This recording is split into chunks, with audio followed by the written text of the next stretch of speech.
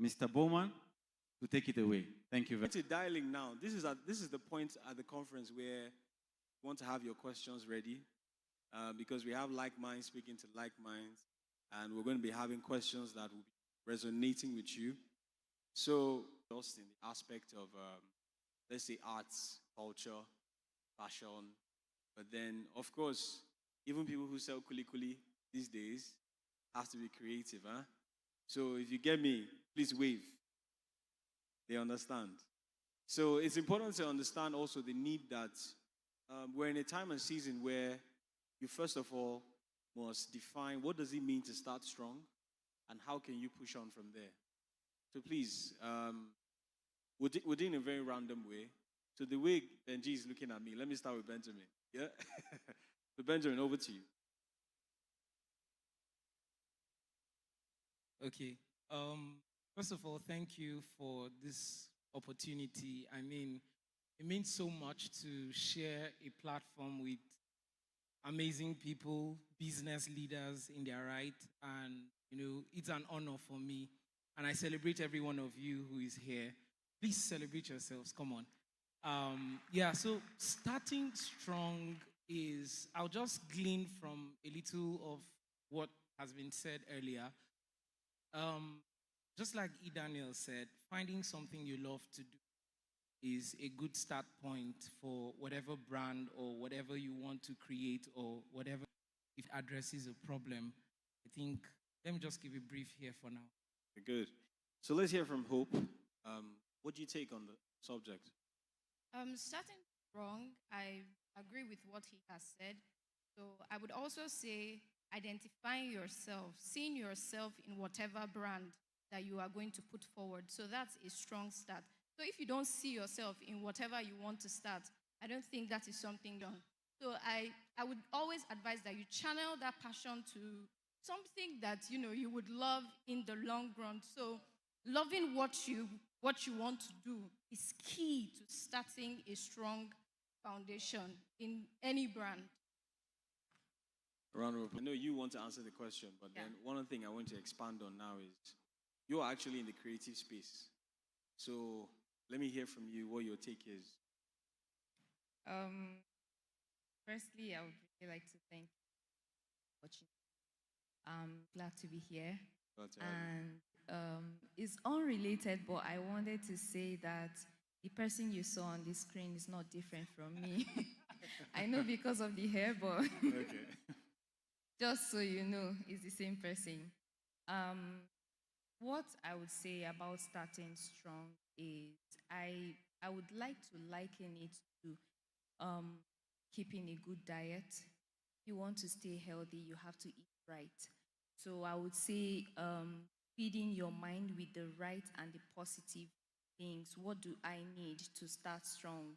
And I understand that you can't do without the 5 W's, which leads to your identity. It helps you to recognize and realize yourself and realize where you're at and where you're headed. So builds up to giving you a really good start in building a healthy brand. Fantastic. Please a round of applause for her. At you. By the way, let's celebrate them one more. One of the things that I admire so much about young people that find it early is that they have clarity. And another thing I want to also find out is, these days it's like mentor is next to your father. There's this hype on mentorship. And another thing I want to ask is, before you decided to start this, of course, I'm not going to say you had a trust fund of $1 million or even 100,000 naira. So where did you get to realize that, okay, this is something that I want to do, and the funds might not be available, but I'll focus on the vision and not the provision. So I want to find out, what was the initial step you took to unlocking that idea and chasing it further? So let me start with Hope. I think I did not say hello to everybody the first time. If you can't tell, I'm nervous. So hello, everybody. It's such an honor to be here. So for me, I am going to start with a story from myself. So I am a lawyer. I am also a makeup artist. I am a social media manager and a marketer. So we are going to.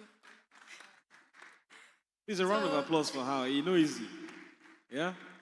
So we are going to talk about what led to all of this. So I've always had passion for creativity, for fashion especially.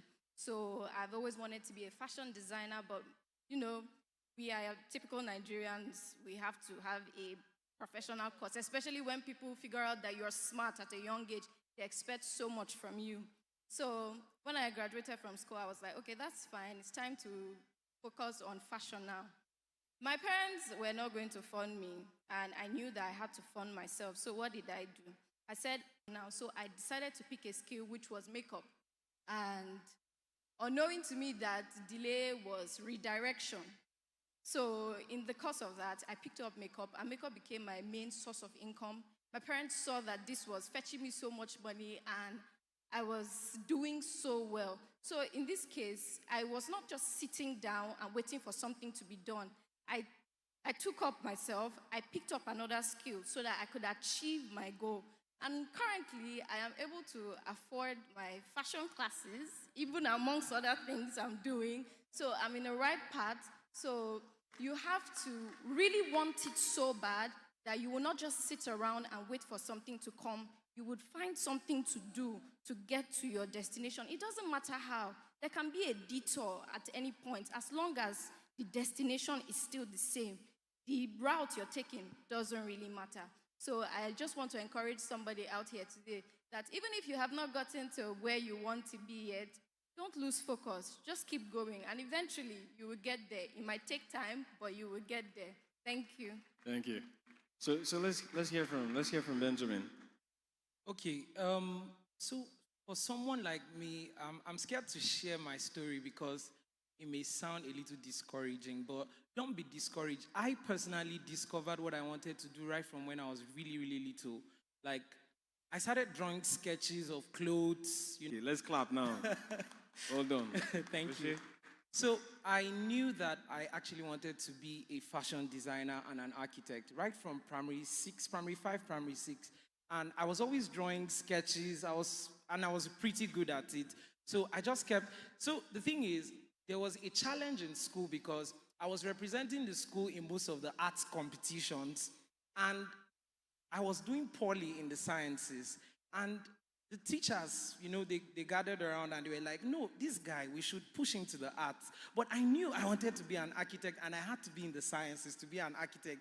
So they called me to the staff room. They told me, you're representing the school in debates, you're representing the school in essay writing, you're doing well in the arts. Move to the arts. I told them, I want to be an architect, and the only route to being an architect is through the sciences. So I promised them that I was going to pick up my grades, I'll do better, and all of that. So I'm just saying all of this to say that I found it from the very beginning, with the support, of course, of family and all of that. But for you, if you perhaps have not found it yet, I think one major thing that I'll keep stressing to people who want to go into business, please, it's not a hard and fast rule, but if you really want to stay relevant in business, you must solve a problem. You must solve a problem. You must be able to identify, okay, this is a problem, and then this is the measure I'm putting in place to be able to solve that particular problem. So that's how I was able. Then tilting towards getting funding for the ideas and all of that.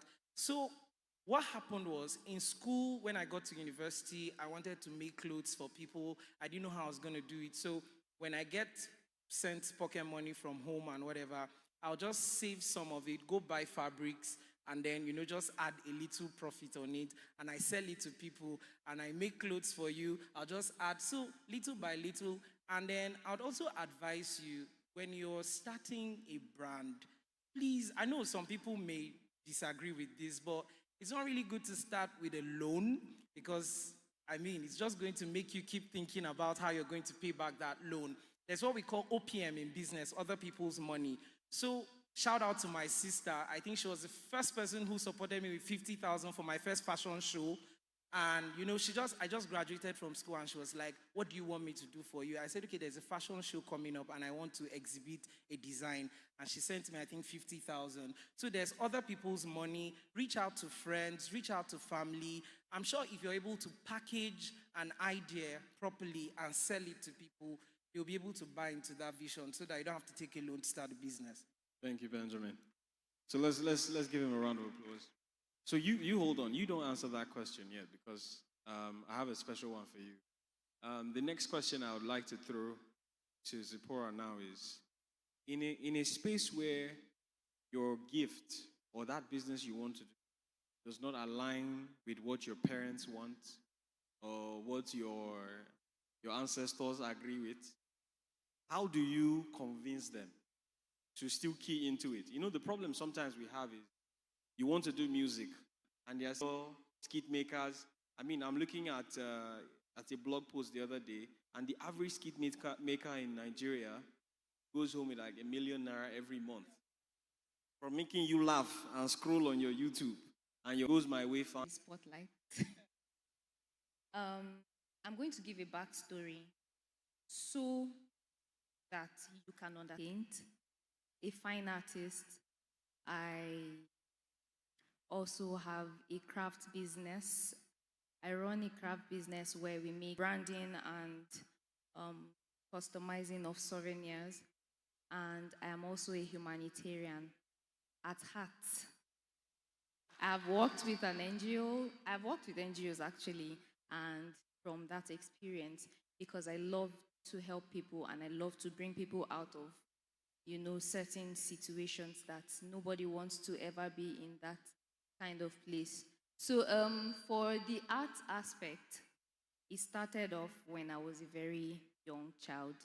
And I would say that at first my parents were very excited about it because they saw something unique in all of their children. How this person has a very unique talent. How is she able to draw? I didn't learn how to draw from anywhere I started. And during the holidays, I go to my art school, so they paid for me to take that tutorial. So for, I think 3-4 holidays, I attended the art school, and I grew, and I was exposed, and I loved art more. Because, sometimes I'm sitting and I'm painting and I'm messing the whole house. And my mom is like, "You're messing this house up. I don't understand what this thing is going to bring to you." And on the other hand, the idea asking you, "Don't you have your CVs? Submit your CV to this person. Submit your CV here," because every parent believes that. They believe that after school, you have your certificate. What are you waiting for? Take your certificate to an office, where you sit down with your desk and your suit and everything.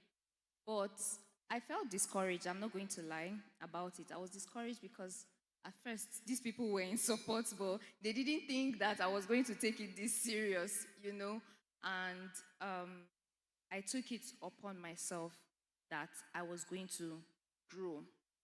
No matter what it takes, I'll grow. So I sold my first art piece at 5,000 naira. And let me tell you, I didn't sell it because I was broke and because I needed money, because I wanted to earn something.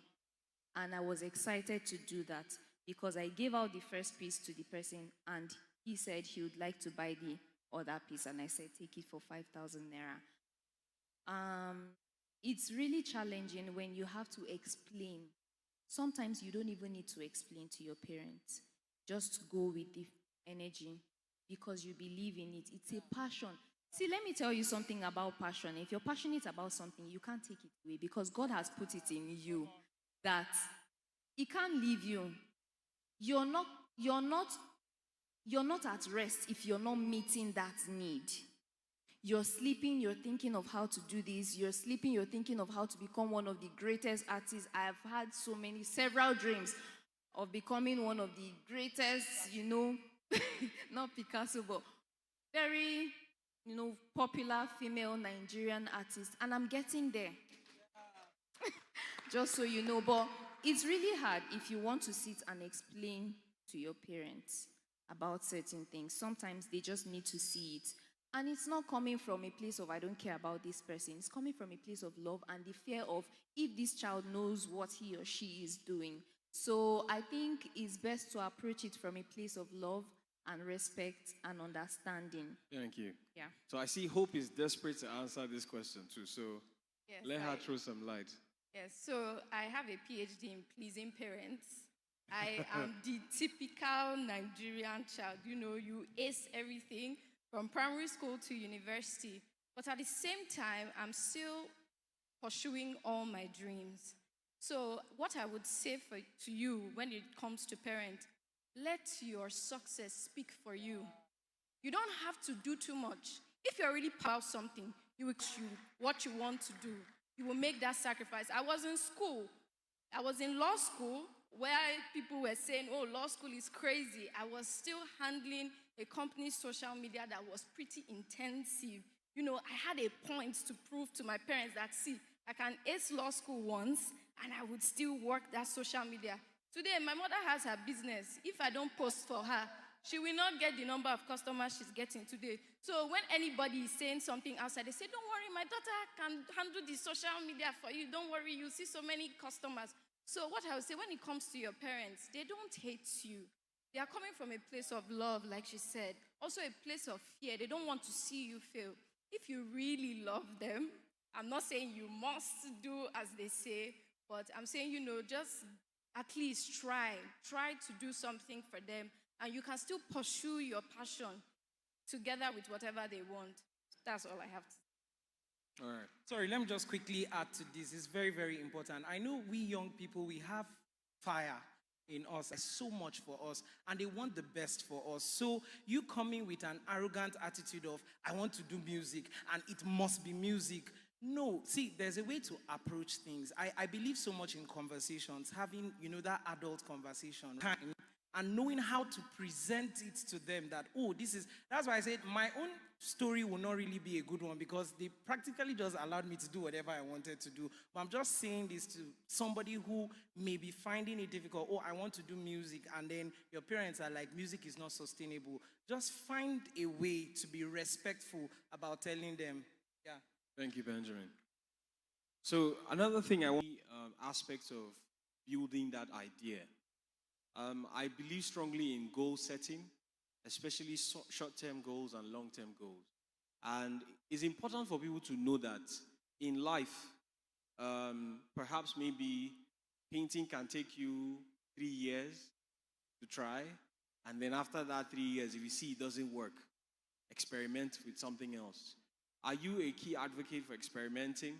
Or do you feel that if it's not this painting, we will not do anything else? Whether it's working or it's not working. And the need for short-term and long-term goals quickly is so that we can now separate what you want to plan going forward and what you can achieve in the now. So let me throw that question to Zipporah, so we'll all just answer it quickly. One minute. Okay, I would like to say that I wouldn't say that you should start and just stop if it's not working for you. And like I said about passion, it's always going to be there. You're always going to like wanting this thing. And art for me is very personal. Painting for me is very personal. It's so personal that sometimes I make artworks and I don't even feel like selling it, because I know the story behind this and I know why I'm making this painting. And whenever I look at this painting, it resonates, like it reminds me of a lot of things. But I'm also excited to want to make it for commercial purposes. When I started painting and I've painted and I've made like, well, at this stage I can say a lot of money from just few artworks that I sold out. And after then, it was really hard to get people to paint for again. Even though I tried to, but I wouldn't get like as much as I did that time. And that didn't stop me from painting. it didn't stop me from wanting to do more. But rather, I thought about other ways that I could actually get something doing in line with this. And so the idea of interior decor came in because I love design and anything craft. And so I gave it a shot. So in my art business, it is painting and interior design now. Also, So in other words, you're expanding on the initial idea. yes, Gotcha. exactly. Also, I thought about something that I like to do, something that I like rather, and I love fashion. And instead of, learning how to sew, I thought about something else that I could do in line with that, which brought about the making of fascinators and headpiece. Because I hear a lot of ladies say, "Oh, I have an outfit, I don't know what to wear on my head. Oh, I don't like to tie hair tie," with, you know, making it a source of income. And it did, and it's been going well for me so far. So I wouldn't say you should stop. I'm not I have the craft business going on. I'm not stopping my art. It doesn't stop that from. Thank you, Zipporah.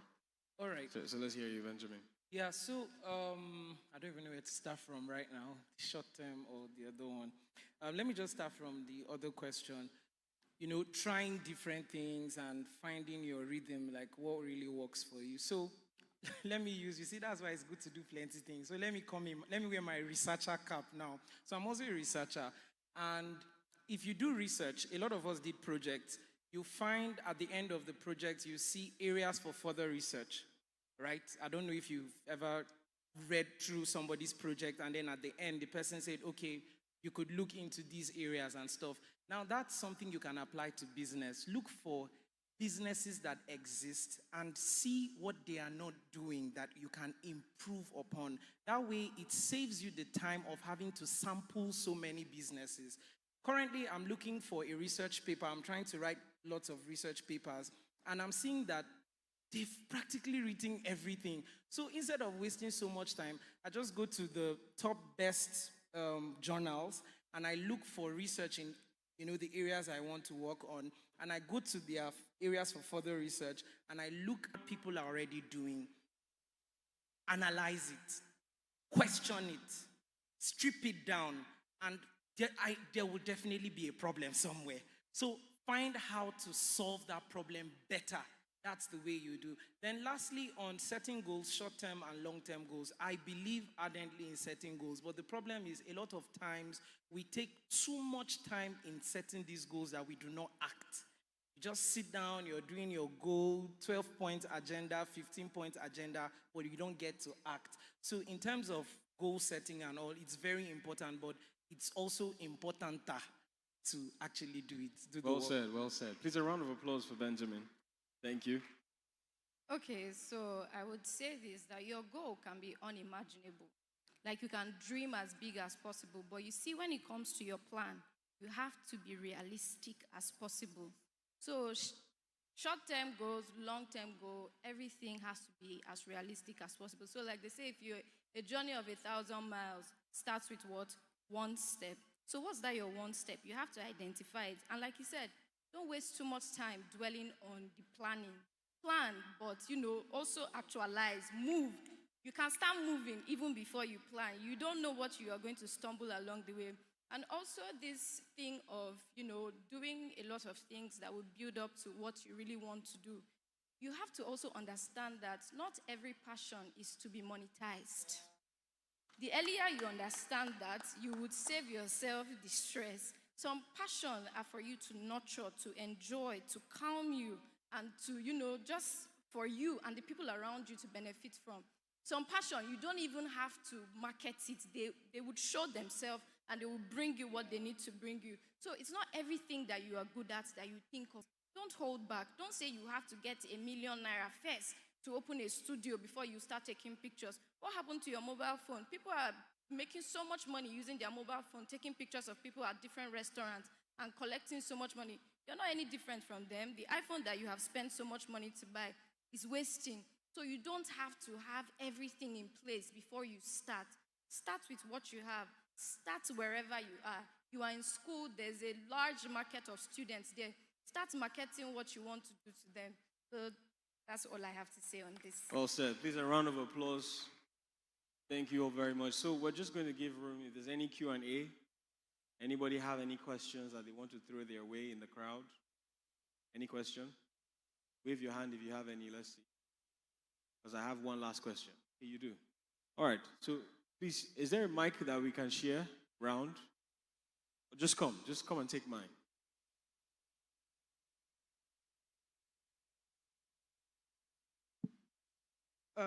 I heard something very interesting. I wanted to know how you did it. You're a lawyer. You're a social media manager. You're a fashion designer, right? You're a makeup artist. You are what else? Content creator. Like, in how many years you studied law? Now I'm trying to calculate. And you're a social media manager. As we were talking, I went through your page actually, and it's good. But I'm trying to understand like how doing, and then doing social media, and then doing content creating, and then doing makeup. Because you say we should be realistic, so let's know the time frame, how you did it. I'm not even going to lie. What I do is unrealistic. It's actually really crazy because it's a lot for one person. You know, having to work 9 to 5, still shoot, and still, work for brands, handle brands. It's a lot. So let's just put timeline to it. 2015 to 2020, I studied law. And, I took a break from 2020 to 2023. It was until 2023 I went to law school. So in uni, I discovered that I had a passion for social media. I've always liked the idea. Sometimes you don't even know the passion you have until you actually see somebody doing it.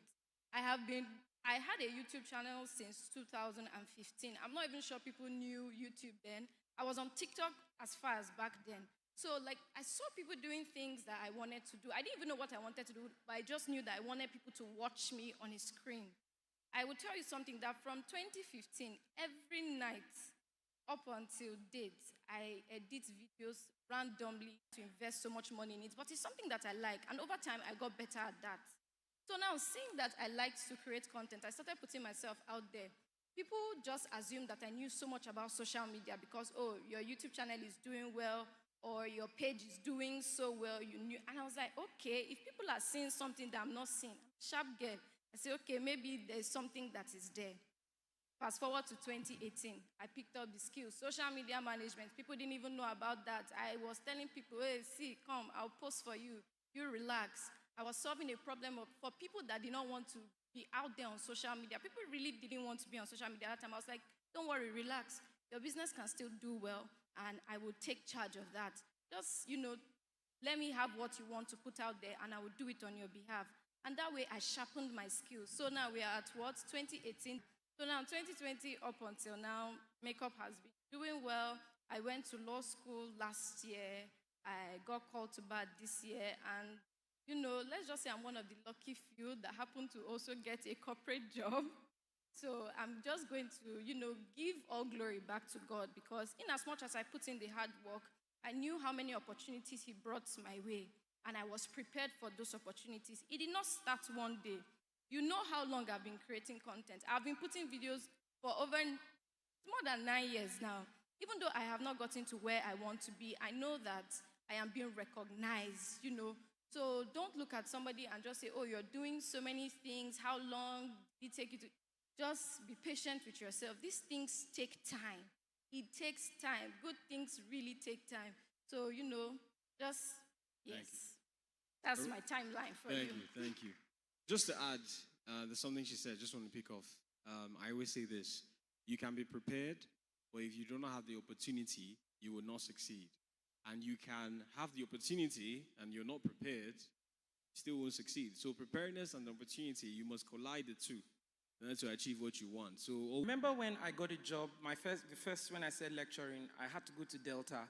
And as a fashion designer, my brand was here in Abuja. So what I did was I had to, honestly, I really had to pray and trust God for wisdom, because the business was bringing in money and lecturing is something I passionately too wanted to pursue. So what I did, I just looked for a friend. I said, please help me manage my clientele here in Abuja while I'm in Delta working. So we're connecting. So because if you say you want to do everything yourself, trust me, you hear your Because the truth is, you will burn out. The truth is, you will burn out. I'll use myself as an example. Little thing stresses me, like any little thing, but yet I want to do it all. Do you understand? Like, I want to do it all because there's this thing about me with getting things done. If I put my heart to doing something, I want to do it and see that the outcome is clean. So I'm always scared to, delegate and give it to someone. And at the end of the day, I do it all and I'm breaking down. So it's a really good thing if you think of, oh, how can I solve this? Getting somebody that aligns with what you do and understands. Because another frustration is if you give it to somebody that does not even understand, you're setting yourself up and going to be times two of the energy that you expend. So I would say, yes, think of how you can, like, for example, all the headpieces, I don't make it myself. I don't have a sewing machine. The same way you have fashion designers, people that are fashion designers, and they have people in their shops that do it for them because they can't take it all up by themselves. So just think of ways that you can solve that and meet it. Thank you all very much. All Want right. to say one thing? Yeah. My last okay, words. Okay. No. All right, carry on. Okay, so I'll just summarize my last words into 4 things. Sell a story.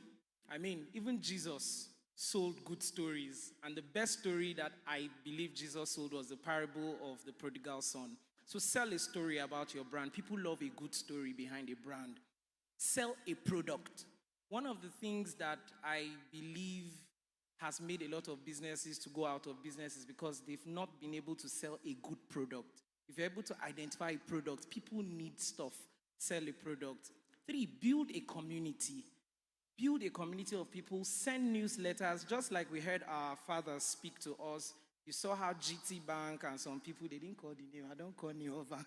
You saw how they send text messages or emails to people personalized. They are building a community. That's why you get a lot of messages from them to keep you in that space. And then the last point, be truthful, be honest. We lack a lot of honest business people today. And then I would like to also encourage you. I've been a Tony Elumelu Foundation judge for the people who got grants. I've been a judge, so I've exposed myself today. So Please, let's celebrate him. So I know what they want to give you guys funding. I've been able to build a community of people that we were able to help. One of us got funding. So I want to help people. Bring your business plans, submit them, send them to me via email. Let's look at them. I really, really want. It was from that meeting that we used to have in this church, the basement of this church, and I just guided people, and one of us was able to secure $5,000 funding. So please, I'm here to help you guys. Thank you very much. So let's hear Hope. Okay, so my own final words as well. I would say starting is better than waiting to start strong. Just start. Stop overthinking it. And don't mount pressure on yourself. Comparison is the thief of joy. Everybody is on their own path. You have to understand that it's difficult, especially in a digital age. We're in a very fast-paced world where some people are, getting things that we even think they don't deserve. We are not anyone to judge, but I'm just saying give yourself grace in all circumstances. You know what you have, nurture that, and with time, that is going to shine. Don't give up. I know it's hard, but give yourself grace. Thank you very much. I just want to add one more thing, and it's about valuing. Give your customers the value for money, and also let them understand that you value them because you're in a place of growth. And one thing I can say for you, if you don't give me a feedback, or in my quotation, if I send a quotation to you, below you will see, please, I'm looking forward to your feedback, because I'm growing and I want to know where I can do better, what I can drop, what I need to do without. You understand? And when you get there, you probably may not need to be following up with them for feedback, because Louis Vuitton and Gucci will not ask you for feedback because they are already there. You are the one that will run to them and tell them, oh, I got your product and I love it. So understand that you're in a place of growth and humble yourself. Thank you. Thank you. There's still one more. Okay, let's go. Can you give her your mic? Okay. Okay, this is just an advice to everybody here who has a business. If you're not on the digital space, please, you are losing out on so much money. Take advantage of that today and carry your business from offline to online as well. So best of both worlds. And if you need help, I'm always here. Marketer. All right, so please, ladies and gentlemen, let's celebrate our wonderful panel. They have done immensely well, very impactful.